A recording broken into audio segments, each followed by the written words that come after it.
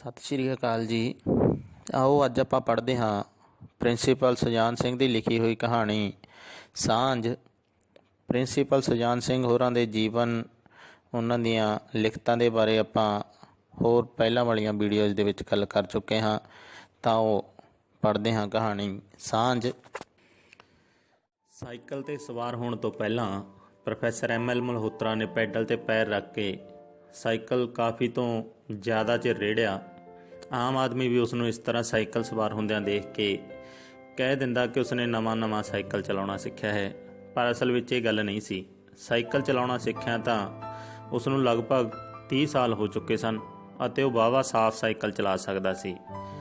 ਇਹ ਸ਼ਹਿਰ ਨਹੀਂ ਸੀ, ਪਰ ਪ੍ਰੋਫੈਸਰ ਭੀੜ ਭਰੇ ਸ਼ਹਿਰਾਂ ਤੇ ਤੰਗ ਬਾਜ਼ਾਰਾਂ ਵਿੱਚੋਂ ਵੀ ਬਿਨਾਂ ਟੱਲੀਆਂ ਖੜਕਾਇਆਂ ਆਪਣਾ ਬਿੰਗ ਦੜਿੰਗਾ ਰਾਹ ਪਰੋਂਦਾ ਲੰਘ ਜਾਂਦਾ ਸੀ। ਅਸਲ ਵਿੱਚ ਉਹ ਕੁਝ ਸੋਚਦਾ ਕਾਲਜੋਂ ਨਿਕਲਿਆ ਸੀ ਤੇ ਸੋਚਦਿਆਂ ਹੀ ਉਸਨੇ ਆਦਤਨ ਜ਼ੋਰ ਨਾਲ ਪੈਡਲ 'ਤੇ ਪੈਰ ਰੱਖ ਦਿੱਤਾ ਸੀ ਅਤੇ ਕਿਸੇ ਹੋਰ ਹੀ ਅੱਖ ਨਾਲ ਦੂਰ ਤੱਕ ਸੜਕ ਦੇ ਕੱਚੇ ਟੋਇਆਂ ਨੂੰ ਬੰਦਿਆਂ ਵੱਲੋਂ ਪੱਕੀ ਸੜਕ ਤੱਕ ਸਾਫ਼ ਦੇਖ ਕੇ ਸਾਈਕਲ ਨੂੰ ਧੱਕਣ ਦੀ ਕੋਸ਼ਿਸ਼ ਸ਼ੁਰੂ ਕਰ ਦਿੱਤੀ। ਅੱਗੇ ਚੜ੍ਹਾਈ ਸੀ, ਸੜਕ ਵਿੱਚ ਰੋੜੇ ਵੀ ਬੜੇ ਉੱਭਰੇ ਹੋਏ ਸਨ ਤੇ ਕਿਤੇ ਪਾਣੀ ਨੇ ਵਗ ਕੇ ਡੂੰਘੀਆਂ ਘਰਾਲਾਂ ਵਾਹ ਛੱਡੀਆਂ ਸਨ। ਤਿੰਨਾਂ ਗੱਲਾਂ ਨੇ ਰਲ ਕੇ ਸਾਈਕਲ ਨੂੰ ਰੇੜੇ ਪੈਣ ਵਿੱਚ ਕਾਫੀ ਦੇਰ ਲਾ ਦਿੱਤੀ। ਬਹੁਤਾ ਜ਼ੋਰ ਲੱਗਣ ਨਾਲ ਪ੍ਰੋਫੈਸਰ ਸਾਹਿਬ ਦੀ ਸੋਚ ਦਾ ਸਿਲਸਿਲਾ ਟੁੱਟਾ ਅਤੇ ਉਹਨਾਂ 2-4 ਪੈਰ ਆਪਣੇ ਧਿਆਨ ਪੂਰੇ ਜ਼ੋਰ ਨਾਲ ਮਾਰ ਕੇ ਕਾਠੀ ਉੱਤੇ ਪਲਾਕੀ ਮਾਰ ਦਿੱਤੀ। ਕਾਠੀ 'ਤੇ ਬੈਠਦਿਆਂ ਹੀ ਪ੍ਰੋਫੈਸਰ ਨੂੰ ਹੋਰ ਜ਼ੋਰ ਲਾਉਣਾ ਪਿਆ। ਟਾਇਰ ਖਿੰਗਰਲੇ ਕੱਚੇ ਰੋੜਿਆਂ 'ਤੇ ਥਿੜਕਦੇ ਸਨ ਤੇ ਸਾਈਕਲ ਸੱਜੇ ਖੱਬੇ ਡੋਲਦਾ, ਬਲ ਖਾਂਦਾ ਹੌਲੀ ਵੱਧ ਰਿਹਾ ਸੀ। ਪ੍ਰੋਫੈਸਰ ਨੂੰ ਇਸ ਵਿੱਚ ਆਪਣੇ ਮੁੱਢਲੇ ਜੀਵਨ ਦੀਆਂ ਮੁਸ਼ਕਲਾਂ ਤੇ ਮੁਸ਼ੱਕਤਾਂ ਨਾਲ ਸਮਾਨਤਾ ਜਾਪੀ। ਪੱਕੀ ਸੜਕ ਤੱਕ ਪਹੁੰਚਦਿਆਂ ਉਸ ਦਾ ਸਾਈਕਲ ਬਿਲਕੁਲ ਖਲੋ ਜਾਣ ਲੱਗਾ ਸੀ ਕਿ ਉਸਨੇ ਜ਼ੋਰ ਦੇ ਕੇ 1-2 ਧੱਕਿਆਂ ਨਾਲ ਉਸਨੂੰ ਸੜਕ 'ਤੇ ਚੜ੍ਹਾ ਹੀ ਲਿਆ। ਸੜਕ ਤੋਂ ਉਹ ਖੱਬੇ ਪਾਸੇ ਮੁੜਿਆ। ਇਤਿਹਾਸਕ ਗੁਰਦੁਆਰੇ ਦੇ ਵੱਡੇ ਦਰਵਾਜ਼ੇ ਦੀਆਂ ਪੌੜੀਆਂ ਦੇ ਲਾਗੇ ਸੰਘਣੀ ਧਰੇਕ ਦੀ ਨਿੱਕੀ ਜਿਹੀ ਹਰੀ ਭਰੀ ਛਾਂ ਹੇਠਾਂ ਕੁਝ ਮਰਦਾਵੀਆਂ ਤੇ ਜਨਾਨੀਆਂ ਸਵਾਰੀਆਂ ਬੱਸ ਦੀ ਉਡੀਕ ਕਰ ਰਹੀਆਂ ਸਨ। ਕੁਝ ਸਵਾਰੀਆਂ ਉਸ ਦੀ ਪਿੱਠ ਪਿੱਛੇ ਸੜਕ ਦੇ ਖੱਬੇ ਬੰਨੇ ਬਣਾਏ ਬੱਸ ਸਟੈਂਡ ਵਿੱਚ ਇੱਧਰ ਉੱਧਰ ਦੀਆਂ ਗੱਲਾਂ ਕਰ ਰਹੀਆਂ ਸਨ। ਜੇਠ ਦਾ ਪਹਿਲਾ ਦਿਨ ਦੁਪਹਿਰ ਲੰਘਾ ਕੇ ਵੀ ਆਪਣਾ ਜੋਬਨ ਦਿਖਾ ਰਿਹਾ ਸੀ ਤੇ ਸਟੈਂਡ ਦੀ ਛਾਵੇਂ ਖੜੋਤੀ ਕੋਈ ਸਵਾਰੀ ਗਰਮੀ ਦੀ ਸ਼ਿਕਾਇਤ ਕਰਦੀ ਉਸਨੂੰ ਸੁਣਾਈ ਦੇ ਰਹੀ ਸੀ। ਕੱਚੀ ਤੇ ਉਖੜੀ ਪੁਖੜੀ ਸੜਕ 'ਤੇ ਜ਼ੋਰ ਲਾਉਣ ਨਾਲ ਪ੍ਰੋਫੈਸਰ ਨੂੰ ਪਸੀਨਾ ਆ ਗਿਆ ਸੀ। ਇਸ ਥਾਂ ਤੋਂ ਫਰਲਾਂਗ ਦੀ ਵਿੱਥ ਤੱਕ ਪੱਕੀ ਸੜਕ ਢਲਵਾਨ ਸੀ ਤੇ ਪ੍ਰੋਫੈਸਰ ਨੇ ਪੈਡਲ 'ਤੇ ਪੈਰ ਮਾਰਨੇ ਬੰਦ ਕਰ ਦਿੱਤੇ ਸਨ। ਸਾਈਕਲ ਰੇੜੇ ਪੈ ਗਿਆ ਸੀ। ਅਚਾਨਕ 2 ਕੁ ਤੇਜ਼ ਪੈਰ ਮਾਰ ਕੇ ਉਸਨੇ ਸਾਈਕਲ ਦੀ ਚਾਲ ਨੂੰ ਹੋਰ ਤਿੱਖੀ ਕਰ ਦਿੱਤਾ। ਸਾਹ ਰੋਕ ਕੇ ਖੜੀ ਹਵਾ ਵੀ ਮਾਨੋ ਛੂਕ ਕੇ ਵਗਣ ਲੱਗੀ ਤੇ ਉਸਨੂੰ ਬਚਪਨ ਵਿੱਚ ਪੜ੍ਹੀ ਅੰਗਰੇਜ਼ੀ ਦੀ ਕਵਿਤਾ ਸਾਈਕਲ ਤੇ ਪਹਾੜੀ ਉੱਤੋਂ ਥੱਲੇ ਉਤਰਦਿਆਂ ਦਾ ਚੇਤਾ ਕਰਾਇਆ। ਉਸਨੂੰ ਚੇਤਾ ਆਇਆ ਕਿ ਉਸ ਕਵਿਤਾ ਦੇ ਅੰਤ ਵਿੱਚ ਲਿਖਿਆ ਸੀ ਕਿ ਜਿਹੜਾ ਮਿਹਨਤ ਕਰਕੇ ਤੇ ਜ਼ੋਰ ਲਾ ਕੇ ਪਹਾੜੀ ਦੀ ਚੋਟੀ 'ਤੇ ਪਹੁੰਚ ਜਾਂਦਾ ਹੈ, ਉਸ ਦੀ ਉਡੀਕ ਕਰਦੇ ਖੰਭ ਉਸਨੂੰ ਉਸ ਚੋਟੀ 'ਤੇ ਮਿਲਦੇ ਹਨ। ਉਹ ਸੋਚਣ ਲੱਗਾ, ਜਿਵੇਂ ਮਿਹਨਤ ਕਰਕੇ ਵੀ ਉਹ ਆਪਣੇ ਜੀਵਨ ਦੀ ਚੋਟੀ 'ਤੇ ਨਾ ਪਹੁੰਚ ਸਕਿਆ ਹੋਵੇ ਤੇ ਜੇ ਪਹੁੰਚ ਗਿਆ ਹੋਵੇ ਤਾਂ ਜੀਵਨ ਦੀ ਚੋਟੀ 'ਤੇ ਵੀ ਸ਼ਾਇਦ ਉਸ ਦੀ ਉਡੀਕ ਲਈ ਕੋਈ ਖੰਭ ਹੀ ਨਾ ਆਏ ਹੋਣ। ਉਹ ਉਤਰਾਈ ਨੂੰ ਮਾਨੋ ਸਰ ਕਰਦਾ ਪੱਧਰੀ ਧਰਤ ਉੱਤੇ ਉਤਰ ਆਇਆ ਸੀ ਅਤੇ ਹੁਣ ਆਮ ਜਿਹੀ ਚਾਲ ਨਾਲ ਫਾਟਕਾਂ ਦੇ ਵਿੱਚੋਂ ਰੇਲਵੇ ਦੀ ਲਾਈਨ ਨੂੰ ਪਾਰ ਕਰ ਰਿਹਾ ਸੀ।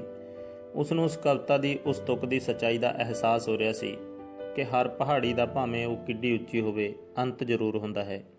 ਰੇਲਵੇ ਦੀ ਲਾਈਨ ਪਾਰ ਕਰਕੇ ਉਸ ਫੇਰ ਪੈਰ ਮਾਰਨੇ ਸ਼ੁਰੂ ਕਰ ਦਿੱਤੇ। ਜੇਠ ਦੀ ਧੁੱਪ ਨੇ ਕਈਆਂ ਥਾਵਾਂ ਤੋਂ ਸੜਕ ਦੀ ਲੁੱਕ ਨੂੰ ਪਿਘਲਾ ਦਿੱਤਾ ਸੀ ਅਤੇ ਕੰਢਿਆਂ ਤੋਂ ਇਹ ਵਧੇਰੇ ਪੰਘਰੀ ਹੋਈ ਸੀ। ਇਹ ਲੁੱਕ ਉਸਦੇ ਸਾਈਕਲ ਦੇ ਪਹੀਆਂ ਨੂੰ ਪਕੜ ਕਰ ਰਹੀ ਸੀ ਅਤੇ ਉਹ ਇਸ ਤੋਂ ਬਚ ਕੇ ਪਕੇਰੀ ਲੁੱਕ ਤੇ ਬਜਰੀ ਵਾਲੀ ਥਾਂ ਤੋਂ ਲੰਘਣ ਦੀ ਕੋਸ਼ਿਸ਼ ਕਰ ਰਿਹਾ ਸੀ। ਕਣਕਾਂ ਸਾਂਭੀਆਂ ਜਾਣ ਤੋਂ ਮਗਰੋਂ ਵਧੇਰੇ ਵਾਹੀਆਂ ਅਣਵਾਹੀਆਂ ਪੈਲੀਆਂ ਖਾਕੀ ਮਿੱਟੀ ਉਘਾੜ ਕੇ ਮਾਨੋ ਅਗੇਤਰੇ ਮੀਂਹ ਦੀ ਉਡੀਕ ਕਰ ਰਹੀਆਂ ਸਨ। ਦੀ ਧੁੱਪ ਵਿੱਚ ਕੰਢੇ 'ਤੇ ਉੱਗੀਆਂ ਉੱਚੀਆਂ ਟਾਹਲੀਆਂ ਦੇ ਨਿੱਕੀ ਜਿਹੀ ਨੁੱਕਰ ਵਾਲੇ ਗੋਲ ਪੱਤੇ ਆਪਣੀ ਹਰਿਆਵਲ ਨਾਲ ਪ੍ਰੋਫੈਸਰ ਸਾਹਿਬ ਦੇ ਗਰਮ ਹੋਏ ਚੋਂਦੇ ਸਰੀਰ ਨੂੰ ਦਰਸ਼ਨ ਮਾਤਰ ਨਾਲ ਸੰਘਣੀ ਠੰਡ ਪਾਉਂਦੇ ਸਨ। ਭਾਵੇਂ ਉਹਨਾਂ ਦੀ ਛਾਂ ਨਾ ਹੀ ਪ੍ਰੋਫੈਸਰ ਤੇ ਨਾ ਹੀ ਸੜਕ ਦੇ ਕਿਸੇ ਭਾਗ 'ਤੇ ਪੈ ਰਹੀ ਸੀ। ਸਾਤੀ ਪਾਣੀ ਨੂੰ ਕੱਢਣ ਲਈ ਬਣੇ ਇਸ ਵੇਲੇ ਸੁੱਕੇ ਨਾਲੇ ਦੇ ਕੰਢੇ 'ਤੇ ਅੱਕ ਦੇ ਝਾੜਾਂ ਦੀ ਬਹਾਰ ਦੇਖਣ ਵਾਲੀ ਸੀ। ਪੰਛੀ ਉੱਡਦੇ ਘੱਟ ਹੀ ਨਜ਼ਰ ਆਉਂਦੇ ਸਨ। ਦੂਰ ਟਾਹਲੀ ਵਿੱਚ ਲੁੱਕ ਕੇ ਬੈਠੀ ਘੁੱਗੀ ਆਪਣੀ ਘੁੱਗੂ ਘੂੰਦੀ ਮਿੱਠੀ ਕਰੁਣਾ ਭਰੀ ਆਵਾਜ਼ ਨਾਲ ਉਹਨਾਂ ਦੀ ਹੋਂਦ ਦੀ ਗਵਾਹੀ ਦੇ ਰਹੀ ਸੀ। ਅਚਾਨਕ ਮਾੜੀ ਜਿਹੀ ਖੜਖੜ ਦੀ ਆਵਾਜ਼ ਪ੍ਰੋਫੈਸਰ ਨੂੰ ਸੁਣਾਈ ਦਿੱਤੀ। ਹਾਲੀ ਤੱਕ ਬਿਨਾਂ ਇੱਕ ਬੱਸ ਦੇ ਉਸਦੇ ਲਾਗੋਂ ਕੋਈ ਨਹੀਂ ਸੀ ਲੰਘਿਆ। ਉਸਨੇ ਸੁੱਤੇ ਸਿੱਧਾ ਆਪਣੇ ਪੈਰ ਤੇਜ਼ ਮਾਰਨੇ ਸ਼ੁਰੂ ਕਰ ਦਿੱਤੇ, ਪਰ ਖੜਖੜ ਕਰਦਾ ਸਾਈਕਲ ਉਸ ਦੇ ਲਾਗੋਂ ਦੀ ਲੰਘ ਹੀ ਗਿਆ। ਪਹਿਲਾਂ ਤਾਂ ਪ੍ਰੋਫੈਸਰ ਨੇ ਸੋਚਿਆ ਕਿ ਉਹ ਸਾਈਕਲ ਨੂੰ ਜਰਾ ਹੋਰ ਤੇਜ਼ ਕਰਕੇ ਲਾਲ ਚੀਰੇ ਵਾਲੇ ਨੌਜਵਾਨ ਦੇ ਲਾਗੋਂ ਦੀ ਨਿਕਲ ਕੇ ਦੱਸ ਦੇ ਭਈ ਭਾਵੇਂ ਉਸਦੇ ਸਿਰ ਦੇ ਵਾਲ ਚਿੱਟੇ ਹੋ ਗਏ ਹਨ, ਪਰ ਹਾਲੀ ਉਹ ਜਵਾਨਾਂ ਕੋਲੋਂ ਮਾਰ ਨਹੀਂ ਖਾਂਦਾ।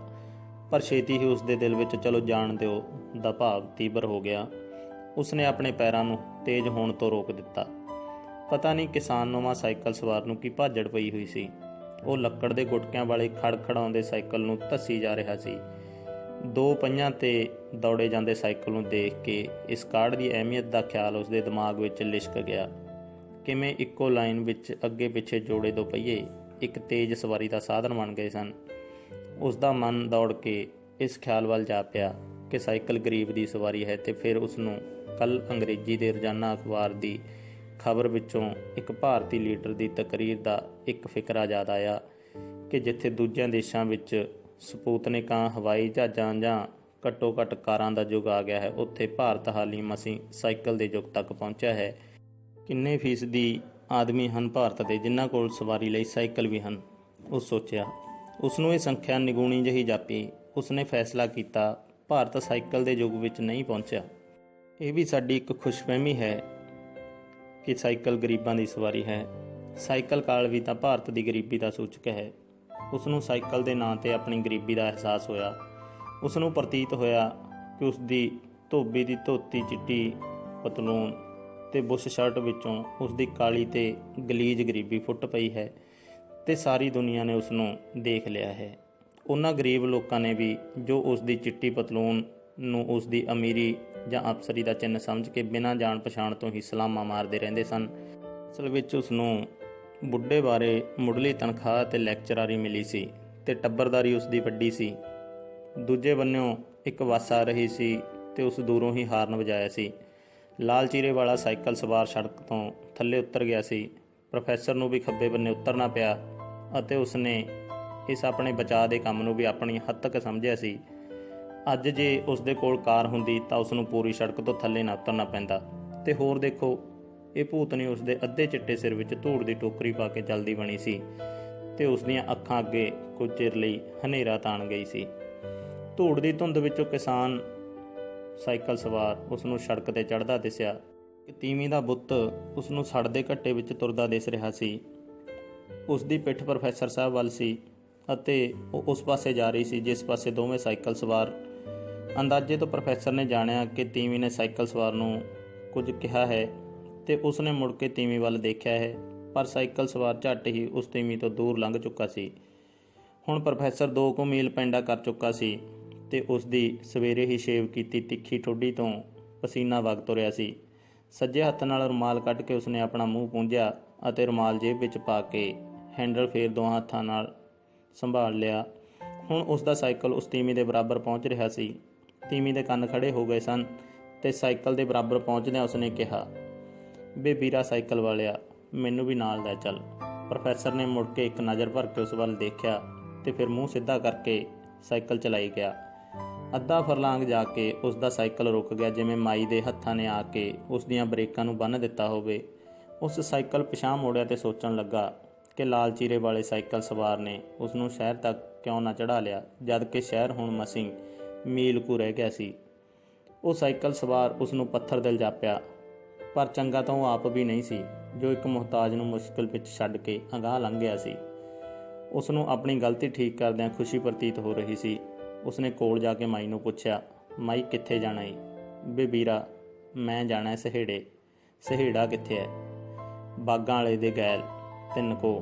ਪ੍ਰੋਫੈਸਰ ਨੇ ਸਮਝਿਆ ਸੀ ਮਾਈ ਨੇ ਉਸਦੇ ਸ਼ਹਿਰ ਜਾਣਾ ਹੈ ਜੋ ਮਸੀਂ ਮੀਲ ਕੁ ਸੀ ਉੱਥੋਂ, ਪਰ ਬਾਗਾਂ ਵਾਲਾ ਤਾਂ ਉੱਥੋਂ 9 ਮੀਲ ਸੀ।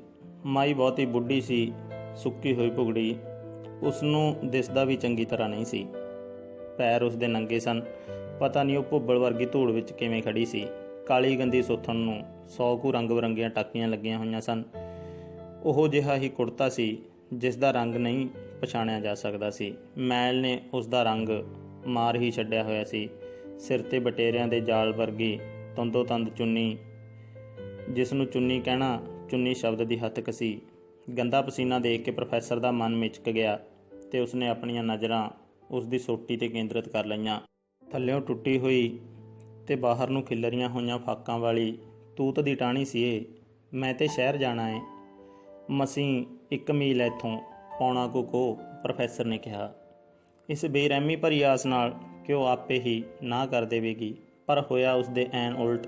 ਉਸ ਤਰਲੇ ਭਰੀ ਆਵਾਜ਼ ਵਿੱਚ ਕਿਹਾ, ਹਾੜੇ ਹਾੜੇ ਵੀਰ, ਉੱਥੋਂ ਤੀਕਣੀ ਲੈ ਚੱਲ।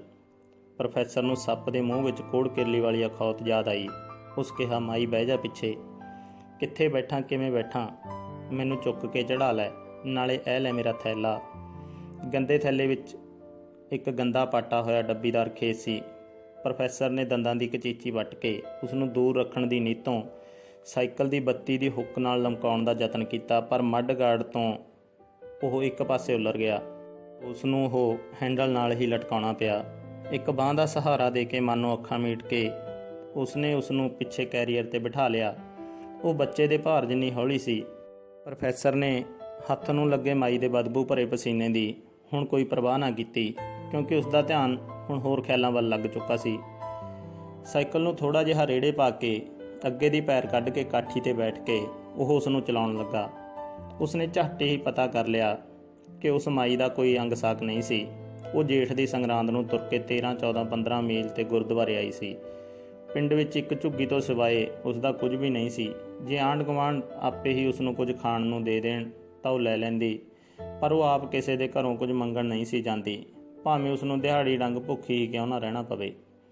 ਕਿਸੇ ਤਰ੍ਹਾਂ ਪ੍ਰੋਫੈਸਰ ਦੇ ਦਿਲ ਵਿੱਚ ਇਹ ਜਾਣਦਿਆਂ ਵੀ ਕਿ ਉਹ ਉਸ ਦੇ ਲਈ ਕਿਸੇ ਤਰ੍ਹਾਂ ਵੀ ਲਾਭਦਾਇਕ ਨਹੀਂ ਹੋਵੇਗੀ, ਇਹ ਸ਼ੁਭ ਭਾਵਨਾ ਉੱਠੀ ਕਿ ਉਹ ਉਸ ਨੂੰ ਆਪਣੇ ਘਰ ਹੀ ਲੈ ਜਾਵੇ। ਪਰ ਇਹ ਸ਼ੁਭ ਇੱਛਾ ਉਸ ਦੇ ਵੱਡੇ ਟੱਬਰ ਦੀ ਆਰਥਿਕ ਮੰਦਹਾਲੀ ਦਾ ਸ਼ਿਕਾਰ ਹੋ ਕੇ ਰਹਿ ਗਈ। ਉਸ ਨੂੰ ਪ੍ਰਤੀਤ ਹੋਇਆ ਕਿ ਉਹ ਬੇਵੱਸ ਸੀ। ਉਸ ਦੇ ਦਿਲ ਵਿੱਚ ਫੇਰ ਇੱਕ ਨਿੱਕੀ ਜਿਹੀ ਨੇਕੀ ਕਰਨ ਦੀ ਇੱਛਾ ਉੱਭਰੀ। ਉਹ ਉਸ ਨੂੰ ਬੱਸ 'ਤੇ ਬਿਠਾ ਦੇਵੇ, ਪਰ ਅੰਗਰੇਜ਼ੀ ਦਾ ਮਹੀਨਾ ਅਖੀਰਲੇ ਹਫ਼ਤੇ ਵਿੱਚ ਪ੍ਰਵੇਸ਼ ਕਰ ਚੁੱਕਾ ਸੀ। ਉਸ ਨੂੰ ਪਤਾ ਸੀ ਕਿ ਉਸ ਦੀ ਜੇਬ ਵਿੱਚ ਕੁੱਲ 30 ਨਵੇਂ ਪੈਸੇ ਹਨ, ਤੇ ਇਹ ਪੈਸੇ ਤਾਂ ਮਸੀਂ ਉਸ ਨੂੰ ਉਸ ਦੀ ਮੰਜ਼ਿਲ ਦੇ ਅੱਧ ਵਿੱਚ ਵੀ ਨਹੀਂ ਅਪੜਾ ਸਕਣਗੇ। ਪਰ ਚਲੋ, ਅੱਧ ਤੱਕ ਹੀ ਸਹੀ, ਇਸ ਦਾ ਕੁਝ ਭਾਰ ਤਾਂ ਹਲਕਾ ਹੋਵੇਗਾ। ਪ੍ਰੋਫੈਸਰ ਨੇ ਸੋਚਿਆ, ਮੈਂ ਕਹਿ ਦੇਵਾਂਗਾ ਕਿ ਉਹ ਅੱਗੋਂ ਦਿਨ ਢਲੇ ਤੁਰੇ ਤੇ ਮੂਰਖਤਾ ਨਾਲ ਪੈਰ ਨਾ ਸਾੜੇ। ਪਰ ਅਚਾਨਕ ਉਸ ਦੇ ਸਾਹਮਣੇ ਨੰਨੇ ਦਿਨੇਸ਼ ਦਾ ਚਿਹਰਾ ਆਣ ਖਲੋਤਾ, ਜਿਹੜਾ ਦਿਨ ਚੜ੍ਹਦਿਆਂ ਹੀ ਰਸ ਦੀ ਰੱਟ ਲਗਾ ਦਿੰਦਾ ਸੀ। ਤੇ ਰਸ ਵੀ ਕੋਈ ਸੁਗਾਤ ਹੈ, ਸੁੱਕੀ ਹੋਈ ਰੋਟੀ 3 ਨਵੇਂ ਪੈਸਿਆਂ ਦੀ, ਤੇ 3 ਨਵੇਂ ਪੈਸੇ ਵੀ ਕੋਈ ਆਪਣੇ ਬੱਚੇ ਦੀ ਖੁਸ਼ੀ ਲਈ ਨਾ ਖਰਚ ਸਕੇ ਤੇ ਉਸ ਨੂੰ ਸਾਰਾ ਦਿਨ ਰੋਂਦਾ ਰੱਖੇ। ਫਿਰ ਉਹ ਸੋਚਣ ਲੱਗਾ, ਤੇ ਇਹ ਬੁੱਢੇ ਜਿਨ੍ਹਾਂ ਦਾ ਕੋਈ ਨਹੀਂ, ਇਹਨਾਂ ਦਾ ਕੀ ਬਣੇ? ਇਹਨਾਂ ਦੀ ਪਾਲਣਾ ਕੌਣ ਕਰੇ? ਜੇ ਕੋਈ ਵੀ ਨਾ ਕਰੇ ਤਾਂ ਇਹ ਮੰਗਤਿਆਂ ਦੀਆਂ ਫੌਜਾਂ ਵਿੱਚ ਭਰਤੀ ਹੋਣ ਕਿ ਨਾ? ਮੈਂ ਕੁਝ ਪੈਸੇ ਲੋਕਾਂ ਤੋਂ ਮੰਗ ਕੇ ਤੇ ਕੁਝ ਆਪਣੇ ਕੋਲੋਂ ਪਾ ਕੇ ਇਸ ਮਾਈ ਨੂੰ ਬਾਗਾਂ ਵਾਲੇ ਦਾ ਟਿਕਟ ਲੈ ਦਿਆਂ। ਝੱਟ ਹੀ ਹੋਰ ਤਰ੍ਹਾਂ ਸੋਚਣ ਲੱਗ ਪਿਆ, ਪੈਸੇ ਮੰਗਾਂਗਾ ਤਾਂ ਲੋਕੀ ਕਹਿਣਗੇ ਪ੍ਰੋਫੈਸਰ 8 ਆਨਿਆਂ ਦੇ ਪੈਸੇ ਵੀ ਆਪਣੇ ਕੋਲੋਂ ਨਹੀਂ ਖਰਚ ਸਕਦਾ, ਤੇ ਮੇਰੀਆਂ ਸਲਾਮਾਂ ਮੈਥੋਂ ਖੁੱਸ ਜਾਣਗੀਆਂ। ਉਸ ਦੇ ਵਿਚਾਰਾਂ ਨੇ ਹੋਰ ਪਾਸਾ ਪਰਤਾਇਆ। ਅੱਛਾ, ਮੈਂ ਆਪ ਹੀ ਉਸ ਨੂੰ ਬਾਗਾਂ ਵਾਲੇ ਤੱਕ ਕਿਉਂ ਨਾ ਛੱਡ ਆਵਾਂ। ਹੁਣ ਉਸ ਨੂੰ ਆਪਣੇ ਬੁਢੇਪੇ ਦਾ ਅਹਿਸਾਸ ਹੋਇਆ, ਜਿਸ ਨੂੰ ਉਹ ਕਦੇ ਕਿਸੇ ਦੇ ਸਾਹਮਣੇ ਨਹੀਂ ਸੀ ਮੰਨਦਾ। ਨਾਲੇ ਉਸ ਰੋਟੀ ਵੀ ਹਾਲੀ ਖਾਣੀ ਸੀ, ਥਕਾਵਟ ਨਾਲ ਉਹ ਚੂਰ ਹੋ ਜਾਣਾ ਸੀ, ਤੇ ਉਸ ਕੋਲੋਂ ਪੜ੍ਹਾਉਣ ਲਈ ਪੜ੍ਹ ਲਿਖ ਨਹੀਂ ਸੀ ਹੋਣਾ। ਜਮਾਤ ਵਿੱਚ ਗੱਪਾਂ ਮਾਰਨ ਦੀ ਉਸ ਦੀ ਆਦਤ ਨਹੀਂ ਸੀ, ਤੇ ਪੈਸੇ ਲੈ ਕੇ ਤਸੱਲੀ ਨਾਲ ਨਾ ਪੜ੍ਹਾਉਣਾ ਉਹ ਪਾਪ ਸਮਝਦਾ ਸੀ। ਉਸ ਨੂੰ ਜੇਬ ਵਿਚਲੇ ਪੈਸਿਆਂ ਨਾਲ ਬੁੱਢੀ ਦੀ ਸਹਾਇਤਾ ਕਰਨ ਦਾ ਫੇਰ ਉਲੇਲ ਉੱਠਿਆ, ਪਰ ਝੱਟ ਹੀ ਉਸ ਨੂੰ ਚੇਤਾ ਆਇਆ ਕਿ ਉਸਨੇ ਧੋਬੀ ਦੀ ਧੁਆਈ ਵੀ ਦੇਣੀ ਹੈ, ਤੇ ਧੋਬੀ ਇੱਕ ਅੱਧਾ ਤਗਾਦਾ ਵੀ ਕਰ ਗਿਆ ਸੀ। ਸ਼ਹਿਰ ਦਾ ਮੋੜ ਆ ਗਿਆ ਸੀ, ਤੇ ਨਾ ਚਾਹੁੰਦੇ ਵੀ ਪ੍ਰੋਫੈਸਰ ਨੇ ਕਿਹਾ, ਮਾਈ ਸ਼ਹਿਰ ਆ ਗਿਆ, ਮੈਂ ਸ਼ਹਿਰ ਨੂੰ ਮੁੜ ਜਾਣਾ ਹੈ। ਸਾਈਕਲ ਬ੍ਰੇਕ ਲਾ ਕੇ ਰੋਕ ਦਿੱਤੀ। ਮਾਈ ਨਾ ਉਤਰੀ। ਪ੍ਰੋਫੈਸਰ ਨੇ ਔਖਿਆਂ ਹੋ ਕੇ ਖੜੇ ਸਾਈਕਲ ਤੋਂ ਅੱਗਿਓਂ ਦੀ ਆਪਣੀ ਲੱਤ ਕੱਢੀ ਤੇ ਉਤਰ ਕੇ ਮਾਈ ਨੂੰ ਉਤਾਰਿਆ। ਉਸ ਦਾ ਗੰਦਾ ਥੈਲਾ ਲਾਹ ਕੇ ਉਸ ਨੂੰ ਫੜਾਇਆ। ਕਮੇਟੀ ਦੀ ਚੌਕੀ ਦਾ ਬਾਬੂ ਘਿਰਨਾ ਭਰੀ ਨਜ਼ਰ ਨਾਲ ਪ੍ਰੋਫੈਸਰ ਨੂੰ ਦੇਖ ਰਿਹਾ ਸੀ ਕਿ ਬਾਗਾਂ ਵਾਲੇ ਦੀ ਬੱਸ ਮੋੜ ਤੇ ਆਣ ਖਲੋਤੀ। ਬੱਸ ਚਲੀ ਗਈ, ਪਰ ਪ੍ਰੋਫੈਸਰ ਨੇਕੀ ਤੇ ਮਜਬੂਰੀ ਵਿਚਕਾਰ ਝੂਟੇ ਲੈਂਦਾ ਰਿਹਾ ਅਤੇ ਆਖਰ ਮਜਬੂਰੀ ਦੇ ਹੱਥੋਂ ਹਾਰ ਖਾ ਬੈਠਾ। ਉਸ ਘਰ ਜਾਣ ਲਈ ਜਦ ਸਾਈਕਲ ਮੋੜਿਆ ਤਾਂ ਲਾਲ ਚੀਰੇ ਤੇ ਸਧਾਰਨ ਕੱਪੜਿਆਂ ਵਾਲਾ ਸਾਈਕਲ ਸਵਾਰ ਸ਼ਹਿਰੋਂ ਮੁੜਿਆ ਆ ਰਿਹਾ ਸੀ। ਪ੍ਰੋਫੈਸਰ ਉਸ ਪੱਥਰ ਦਿਲ ਇਨਸਾਨ ਨੂੰ ਕੁਝ ਨਾ ਕਹਿਣਾ ਚਾਹੁੰਦਿਆਂ ਵੀ ਕੁਝ ਕਹਿਣਾ ਚਾਹੁੰਦਾ ਸੀ ਕਿ ਸਾਈਕਲ ਸਵਾਰ ਨੇ ਮਾਈ ਨੂੰ ਦੇਖ ਕੇ ਕਿਹਾ, ਆ ਗਈ ਐ ਮਾਂ? ਛੇਤੀ ਆ ਗਈ ਐ, ਮੇਰਾ ਕੰਮ ਵੀ ਛੇਤੀ ਮੁੱਕ ਗਿਆ।